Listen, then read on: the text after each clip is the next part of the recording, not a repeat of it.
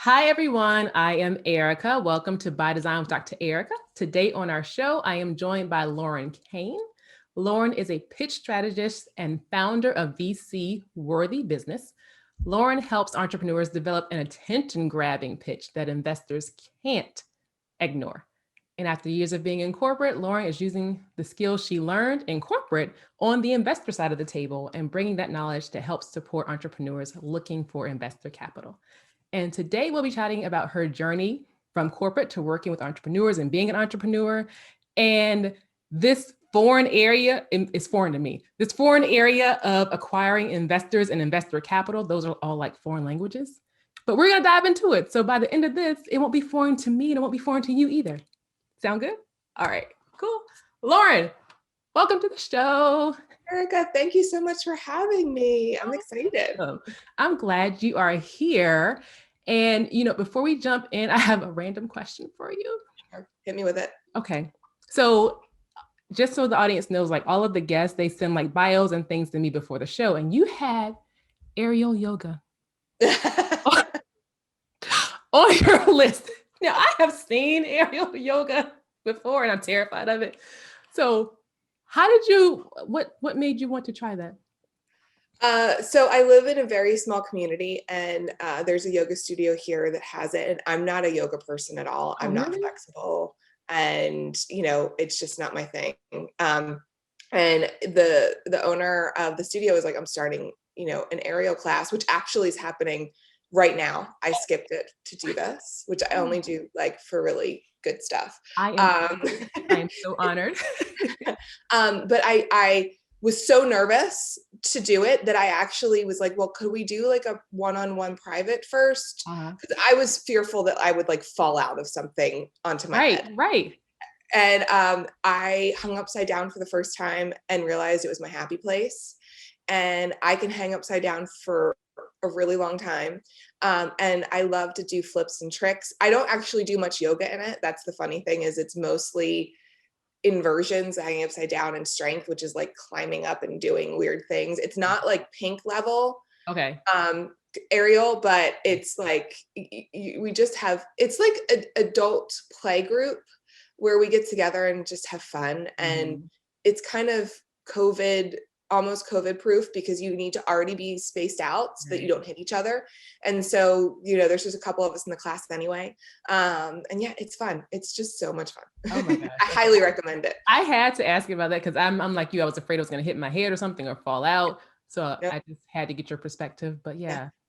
Sometimes we forget as adults to bring that play back. We always are so hard. Yeah. You forget what it's like to swing on a swing and right. And you don't touch the ground. And yeah, you totally, you turn into that like inner child. It's fun. Yeah. I love that. So you found your inner child in aerial yoga. Tell us where you started your journey beyond after becoming a child to like school and where your career began. Yeah. So I grew up in Philadelphia, and I went to a small school right outside of Philadelphia, and right next to Villanova. Most people know Villanova. The school I went to, no one's ever heard of. It's a small college, Cabrini College. And I went to school to be a teacher. But I was already in banking, working full time and going to school at night, and did some student teaching, and it was not for me. I wanted to be a teacher my whole life. And then it shifted for me. And it was like, okay, this is just not my calling. And I knew with teaching, it really has to be a calling for you to be an effective teacher. And it's a job where truly, I feel like people are born to do it, and our teachers are amazing. But I decided, okay, it's not for me. What am I going to do? Well, I'm already in the business world. Why not just continue down that route? So I flipped my junior year and got a business degree, and stayed in banking after I graduated. So there really wasn't much change. Just got a piece of paper, and fell in love with operations at that point, and was in banking for a long time. And then I spent some time consulting for small businesses, moved to New York City with my husband, and just was grinding all the time and in the typical city life of go, go, go, was recruited for a position at an angel group, which, coming from banking, I kind of knew what that word meant. And I knew what venture capital was, but I didn't really truly understand it. But I was able to get the job at Golden Seeds as their director of operations. And Golden Seeds is one of the largest angel groups in the country.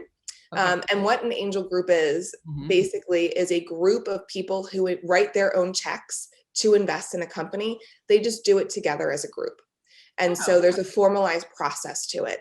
And it's a little bit different from venture capital. They can invest in similar stages, but venture capital is there are limited partners who invest in the fund, and they have no say in the companies that are invested in. They have no say in the deal flow and are truly limited. Like, they just write the check for the funds, and then the general partners invest those funds into the business. Gotcha. Angel groups, they are making their own personal decisions and writing their own personal checks into a deal. It might be together as a group investing, but they still are making their own individual decisions. So it's, the group that I was with was very active. The angels are very active. And it was really cool because I got to work with people that I probably would not have been able to work with in probably my entire career. It was former Wall Streeters and C-suite and former entrepreneurs. And so I learned from the best. I really did. And Golden Seeds invest in women-owned, women-led businesses. And it was there that I learned that there's such a gap between the treatment that white male entrepreneurs receive and really everyone else, but in this case, it was female entrepreneurs. And I knew, coming from corporate, there is inherently this gap, right, of the what women get paid versus what men get paid, and also what they are considered for positions. But in the startup world, it is so much worse, and I don't think that people talk about it enough. And female founders really struggle. And so that was where I built my love of supporting female entrepreneurs. Gotcha. I saw, probably over 1,000 companies pitch. And I saw so many women come to investor capital too late, where if they'd come to us 6 months earlier, they would have been able to keep their business open, but they didn't even know this world existed. So kind of like you, until you need the brain space to know about it, it's not worth spending the time. But then when you need to know about it, sometimes it can be too late and it can force a business to shut down. So that's a little bit about my journey. Gotcha. Now, you said you fell in love with operations, when you were in this business. What about operations sort of grabbed you? It's the process. I'm totally like a process girl.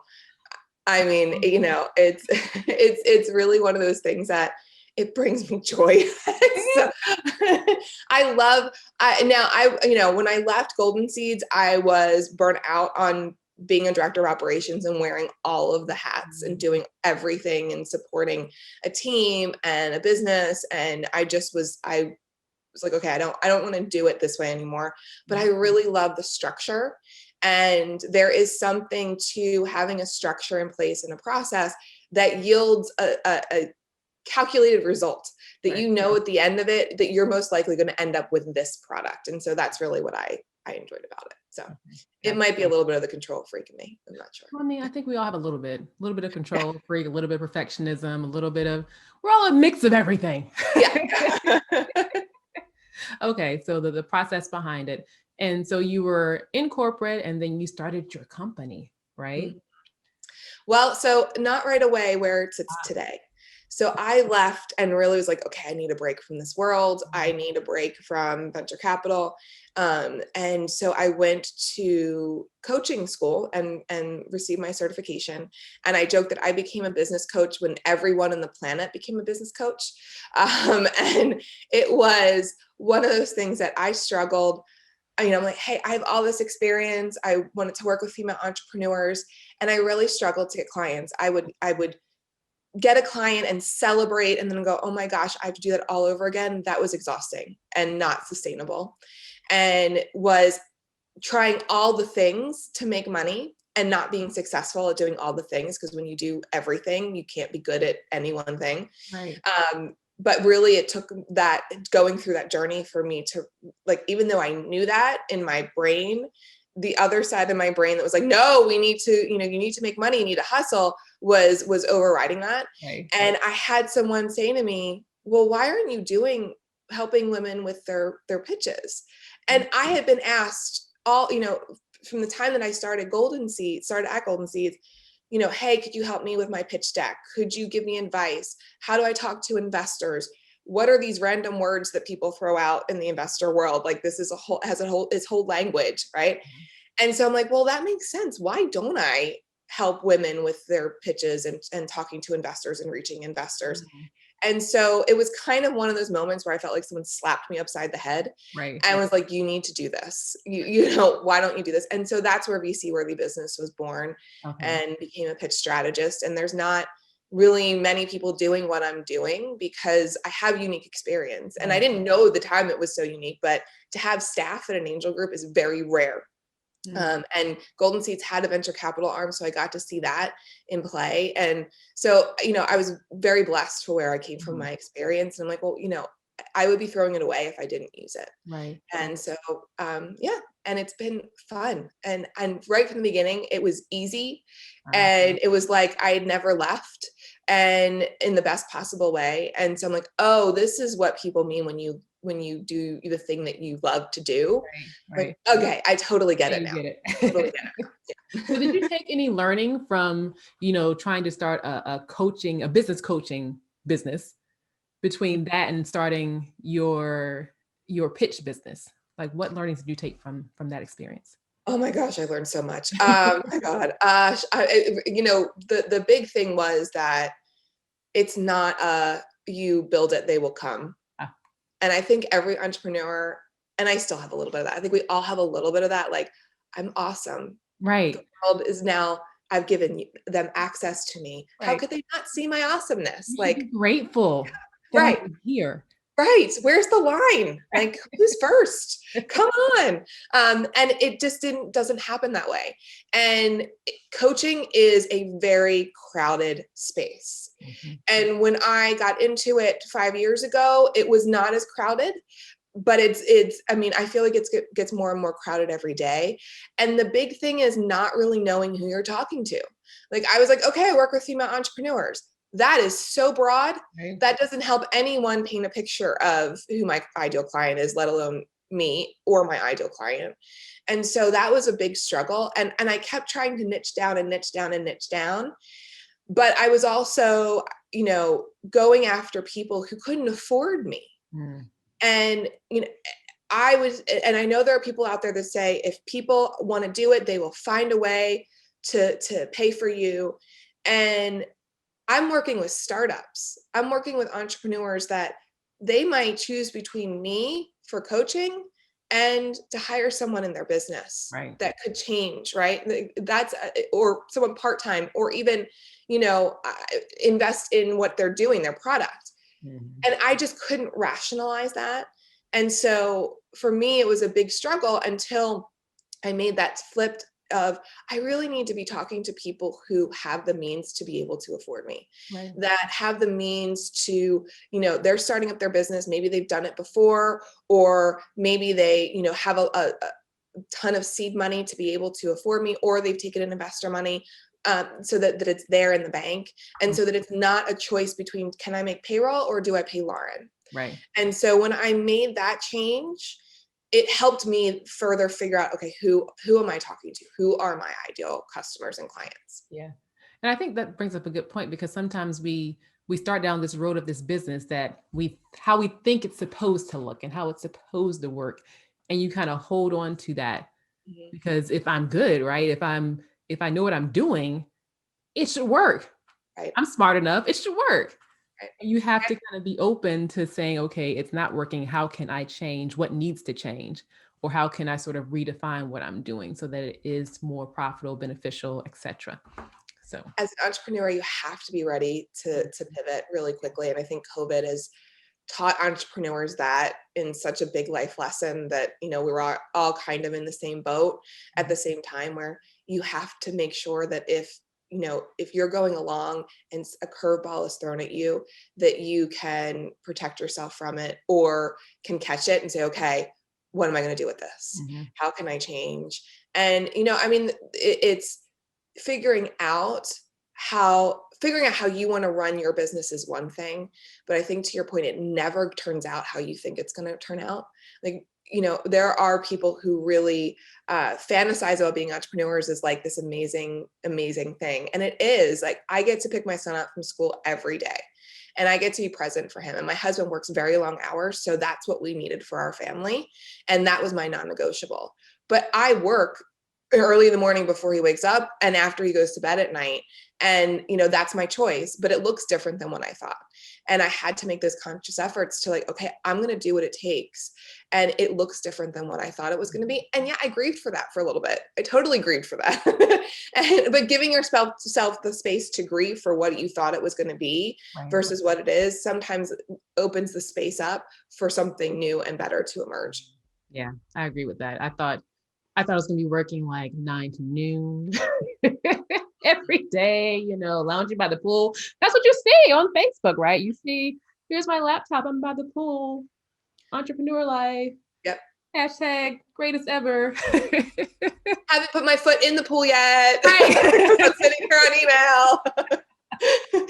I'm just looking at the pool. Right, exactly. Yeah. Yeah. So social media has definitely made it seem easy and amazing to live this entrepreneurial life. Right. And there are times that yes, that is true, but most of the time it's not. Yeah. It's just, Yeah. but it's my choice, right? It's totally my choice.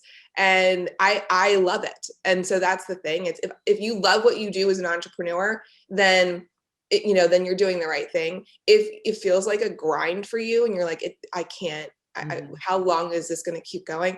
It might not be the right path for you. Exactly. You might have, you might have to go back to work and maybe that is the better thing for you versus, or not working at all, and to each his own. And I think, we each are on if I could say that correctly, are on our own specific journey. And it doesn't have to look like everyone else's. Right. Exactly. I love that. Now, your business has been in existence now for 5 years? About 5 years, yes. 5 years. Mm-hmm. Okay. Yeah, I'm lucky enough that I started shortly after my son was born, so I can always remember. Right. I don't know, 20? Feels like 20. Okay. So in your business, so you are helping female entrepreneurs pitch their businesses for investment.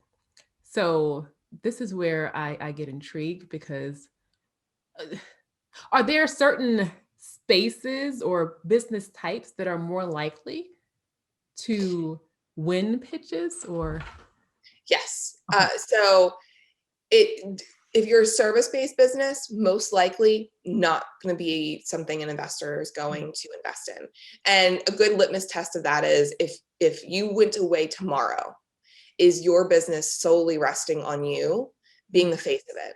And so like for me, if I went away tomorrow, there would not be a business. So as I sit today, probably not something an investor would put money into. Now, if I developed a product that sort of steps away from me and changes the way that people do something, then that could be attractive to an investor. And so what is typically something an investor will look at is a disruptive business. And so that's the thing where I say, okay, it changes the way that people do things, but it doesn't have to be big D disruptive, like an Instagram or TikTok or Spanx. It could be little d disruptive. And I always come up with the worst examples, but I'm going to try to come up with a really good example for you because for whatever reason, I come up with like legitimately the worst examples ever. Okay. But little d disruptive could be, I'm wearing a necklace right now, like an easy way to put on a clasp that doesn't come off until you really want it to, or a backing for an earring that never comes off and it changes the way that we wear our earrings. It's just little things. Okay. As long as there is enough of a market that if you got a small percentage of that, like 1%, that you would, be set. And so typically it's a company where there's a market opportunity of at least $1 billion, sometimes $500 million, it just depends. But usually it's more. And so if you were able to get 1% of that market share, that you would have a really successful business. And so that's what investors look for. But it's really those businesses that are doing things differently. And it could be, it can be brick and mortar. Sometimes that's hard, especially now. Brick and mortar is hard. But franchises, they're investors that invest in franchises. So if you have a new franchise idea that's never been done before, that's something that could be attractive to investors. If you have a new type of tech, apps are what we mostly think of, right? When we think of investors, because we think of Silicon Valley. Apps, yes, but there's needs to be more to it than that, in my opinion. And, medical devices, drug companies, food tech, education, products, consumer products. Consumer is the hardest because you're competing with everyone in the consumer world.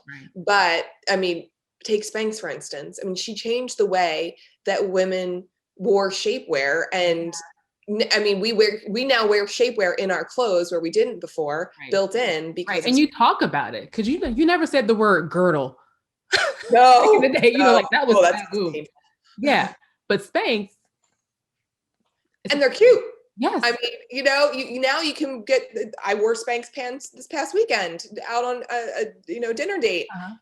I didn't have to wear anything underneath because it kept it all where it needed to be, and I was happy with it. So, like, she has changed the way that women wear their clothing and feel about their body. She's never taken an investor money, oddly enough, but I'm sure she's had investors knock at her door. And how cool is it that, to have a business where investors are like, hey, can we write you a check?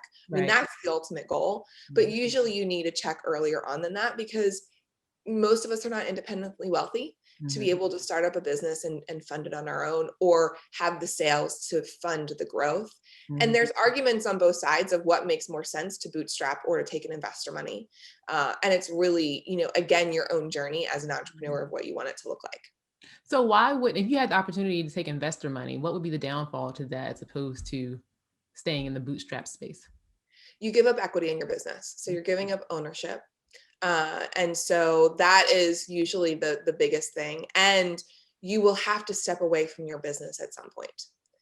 So the way that investors make their money back is through an exit. And that can happen through a myriad of things that happen. You can either go public, or you can be purchased by a larger company that wants to either do what you're doing, or is doing what you're doing but is maybe not successful, or you're such a big competitor that they want to absorb you. Or you have a private equity firm that comes in and puts money in. But most likely you will stay on as the founding CEO for a little bit, and then you will be phased out. And so you need to be able to let go of your business at some point. And also, some people are meant to be CEOs of, $500,000 business, $500,000 a year in revenue. They might not be the CEO at the 50 million a year in revenue point. Like, that's a very big jump. Yeah, that's a good point. Sometimes, like, I don't know that I'm that person. I don't know. I mean, granted, I would really like to find out. Let's just be real, right? But I would like to make that hypothesis and test it. Exactly. At some point. Universe, do you hear me? But I might not be that person, and that's okay. It just means that I need to maybe transition out of the business sooner than I thought and bring in another CEO.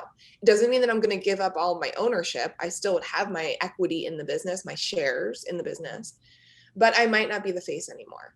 Or I might be the person best suited to do something else within my business, not being the CEO. As it grows, that I'm like, okay, I don't like being the face. I want to go over here and do marketing. That's not what I would actually say. I don't enjoy marketing, but some people really enjoy it, and that's what they would want to do and focus on it. Or they really love the sales side of it. Again, not me, but they really love the sales. And so that's what they want to focus on. They don't want to be the face of the business. So it's really, you need to think about these things when you take an investor money, because it's something that's going to come up. If you don't think about it in advance, it will smack you in the face. And then it becomes a forced decision versus something that you knew in advance you were going to have to think about. Yeah, because I can imagine some CEOs just that really being a hard thing to take. Like, you've taken your baby to this point, and now you're saying that I have to drop the baby off at the fire station, whatever. Like, How do You they? could drop the baby off at daycare and hope that someone else is going to take Yeah, care of it like you would. And yeah. it's totally true. And that's where a lot of times there can be issues where, usually when you take an investor money, a board is formed. So you have a like grown up business with a board of directors, and it's very, very grown up. Right. But they can come to you and say, hey, we don't think that you're the person to lead this business anymore. And that's where there can be friction, where if you're not ready to let go and they're like, you're just not this person. Or you want to go and they don't want you to go. So it works both ways. And so it's, you need to be prepared, and it's really, it can be hard. It can, and it usually, no matter how you prepare yourself, you're not prepared. It's, now, I mean, there are some entrepreneurs that are like, I want to have that exit event, take my check, and I want to go start something else because I'm a serial entrepreneur. Like, this has been great, but I've been waiting until I get this check, and now I'm going to be gone, and I'm going to go do something else. And there are a lot of investors that will invest in a rock star CEO over a company because they hope that they will reap the benefits of that company being successful and their future companies, and that CEO will remember them and say, okay, you were with me in my first company or my second company, and now you're here with me in the next, third or fourth, and I'm fundraising. Would you come on board? Because you can take a so-so company and have a rock star CEO, and she can take it like to new heights. It can be an amazing company, but if you take a rock star company and a so-so CEO, it could go under. It could really suffer. And so investors look for that. They look for CEOs who have that ability, that it thing, to make a go of it with that company. Okay. Okay, that makes sense. So now, if let's say I have this company, and I have this great, in my mind, this is a great product, right? You mentioned this a little bit earlier, but is there a time frame? Like, do I say I've had this company for 5 years, now I'm ready for investors?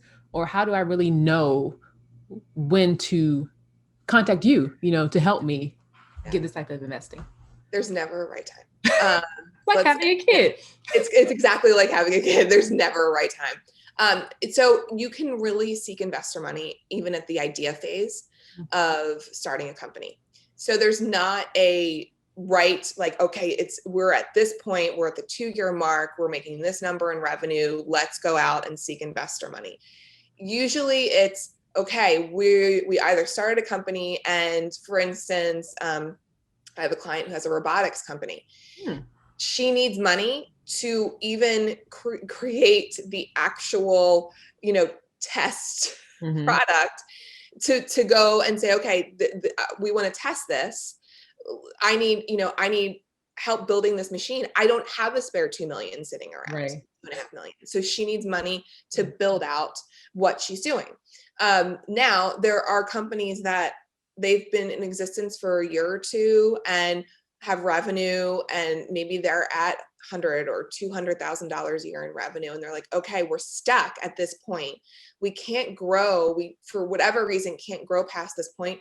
We need an influx to be able to do a huge marketing campaign. We need to bring in other key hires on our team to be able to support the sales, support marketing, support tech.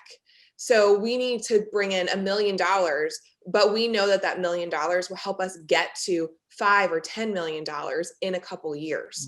So they're at this point where they're stuck and they can't go any further. And they might be, taking money from their savings account and helping to bootstrap the business, but it's not sustainable. And they just are sort of at this point that if they can't spend the big amount of money they need to spend to get themselves over the hump, that they're probably not going to get past that point. Okay. So it's kind of a spectrum. Okay. It is a spectrum. Yeah. And there are companies that have 10 million in revenue a year and take an investor money because they need to grow to that $1 billion company or that $100 million company. So it's all what state, when you need to get past a certain point is usually when you ask for investor money. And it's not just money. Investors come with connections and doors that they could open. So there are investors that are right for a company, investors that are not. If you are a consumer product company, you might not want to take an investor money who has invested in drug companies. They're not going to bring you connections that are going to help you grow and open doors that you haven't been able to open yourself. They're going to, their connections are a whole different ballgame. So you really need investors that are going to help you open the doors that you need open, not necessarily just write a check. Gotcha. So as an entrepreneur, as a CEO, is there one or two key tips to kind of prepare yourself when you're heading in to ask for this money? Yes. Be really clear on not only what you're going to use this money for, but the next couple raises that you're going to have, because you probably will need to raise multiple rounds. And be really clear on where your company is going over the next couple years over those raises. So if you are raising, for example, $1 million, what are you doing with that $1 million over that's going to get you to a certain place in 3 years? You might need to raise again during that 3-year point, but what does that 3-year vision look like? And be really, really clear. It's not just, I want to take in $1 million and that would be fun to have and play with as a business owner. You need to know what you're using those funds for, and you have to model it out, or get a outsourced CFO to model it for you. So you know that your projections are as clear as you can possibly get them. Projections are something that is projected. So it is, just an educated guess, but you want them to be as buttoned up as possible. So you have a clear understanding where the company is going, because you could take in $1 million and a CFO would say to you, okay, you need more, or you've taken in too much. You're not going to be able to spend that over, a year and a half, 2 years, or you take in this amount, it might get you to this point in revenue and you didn't actually need to take this. $500,000 would get you to that point. So you really need to have a clear understanding of where the company is going and what the funds are going to do for you. The other thing is, be in a place that you are going to stay authentically yourself in the process. And what I mean by that is, what happens when entrepreneurs go out and start to pitch, they create their script, they create their pitch deck as if you were to Google it, it is, these are the slides that you need. This is what you need to say in your pitch. And it's very robotic. And, and that's helpful to have that structure. Right. But what happens when you do that is you can get lost in it.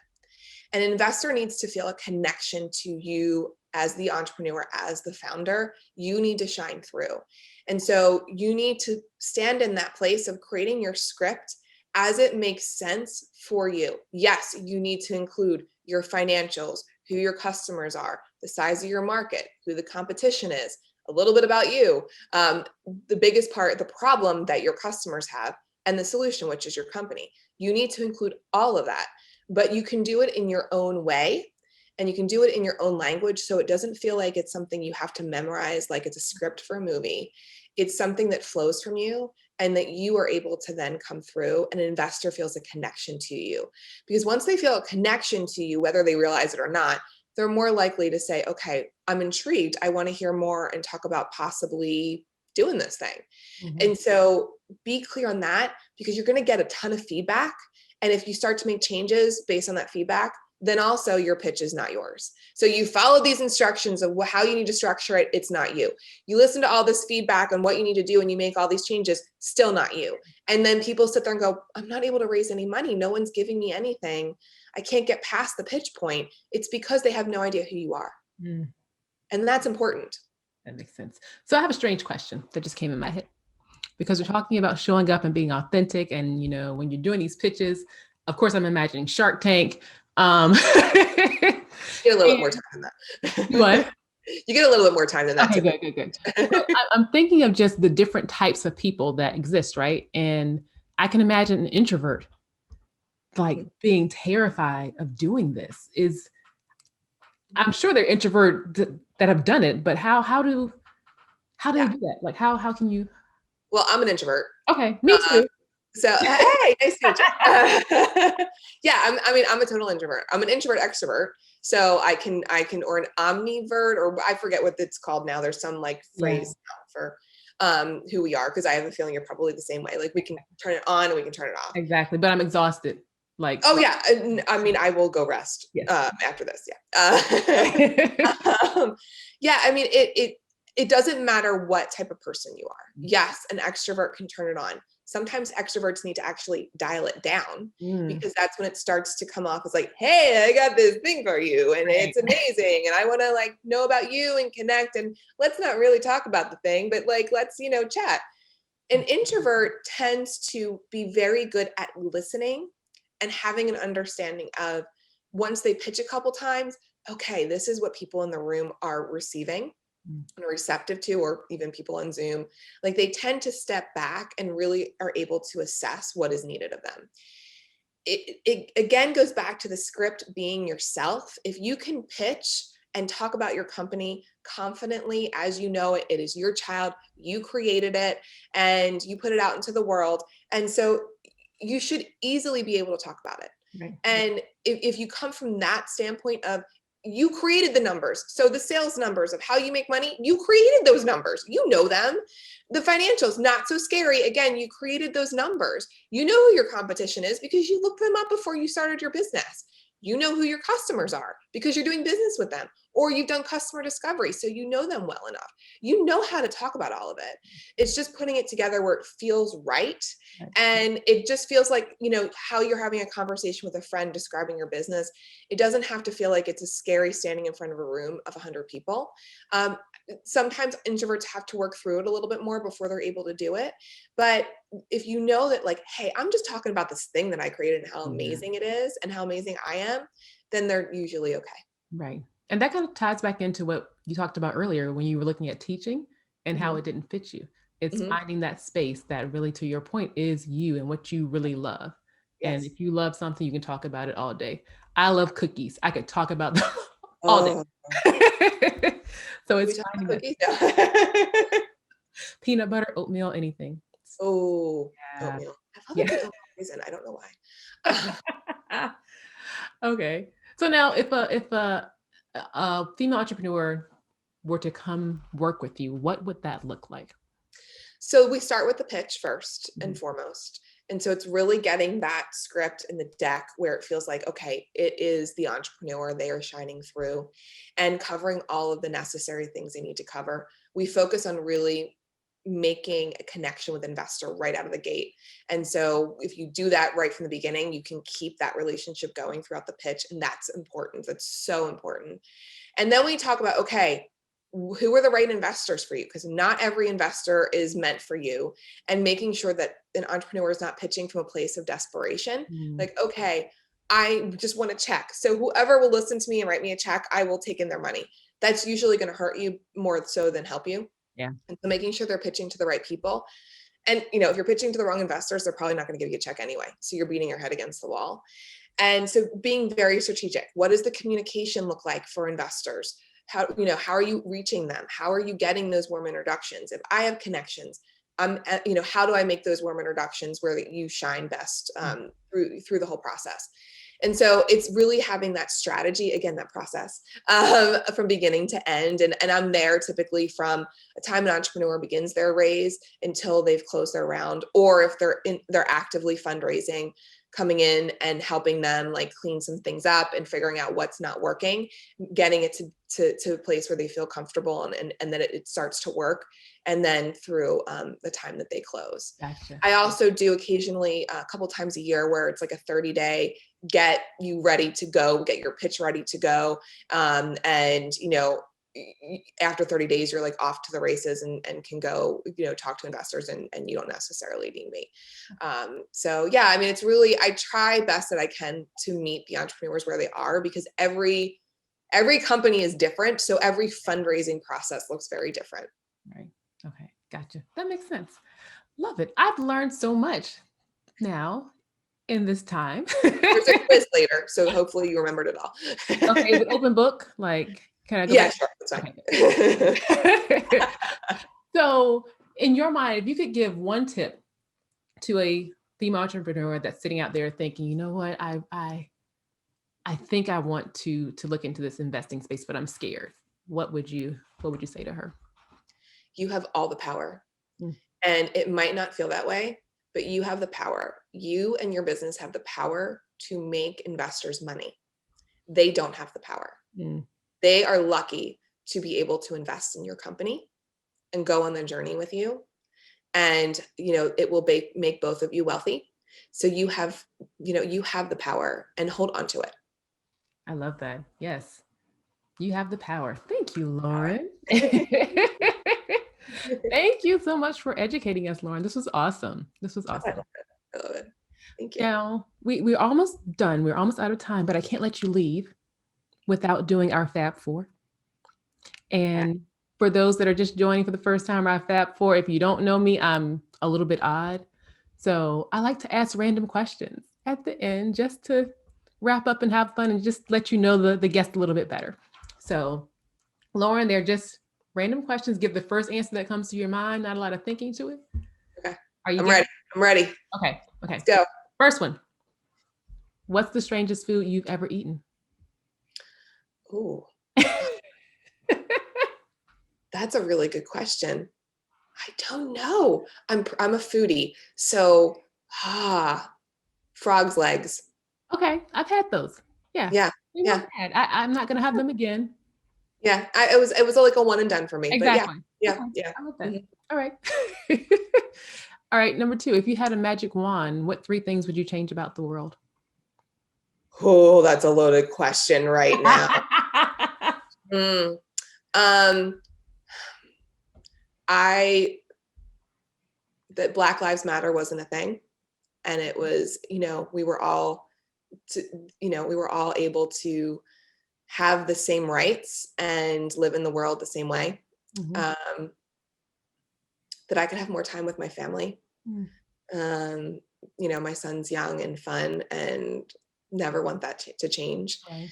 Um, and the COVID went away. Oh gosh, yes. I mean, let's just COVID, go away. Oh, so tired of this thing. Really, I'm 2020. We're all done with, and COVID, Right. like, let's just, Exactly. I'm ready to put up the yeah, Christmas tree already and just let's yeah. move Can we fast forward to New Year's? on. All right, the third one. If you were to write a book about yourself, what would you name it? Hmm. Um. Wow. About me or about what I do? About you. Oh. Best kept secrets. Ah. I might have some skeletons. Oh. Intriguing. Mm-hmm. Be on the Mm-hmm. lookout for her book. No. All right, the last one is just to finish the statement. I am. I am a strong CEO. Yes. I love that. Yay. Thank you so much, Lauren. This has been awesome. Can we do this again next week? No, kidding. Maybe, the week after that, Okay, no big deal. Yeah, This was I enjoyed this. If people want to stay in touch with you, where can they find you? Yeah, so the easiest place to reach me is my website, vcworthybusiness.com, or check me out on LinkedIn, Lauren Kane. Cool. So don't forget to find Lauren on Facebook and LinkedIn. And that's all the time we have for you guys today. As always, I'll put her details in our show notes and everywhere so you won't miss that. And make sure you subscribe to the show. You can find us on Apple Podcasts, Spotify, and YouTube. And if you are not part of the By Design family, why not, first of all? But if you're not, it's okay. It's okay. Be sure to head over to the website, Dr. Erika by Design, and join the newsletter so you don't miss anything that happens. And until next time, guys, thanks for joining. We'll see you later. Bye, everybody.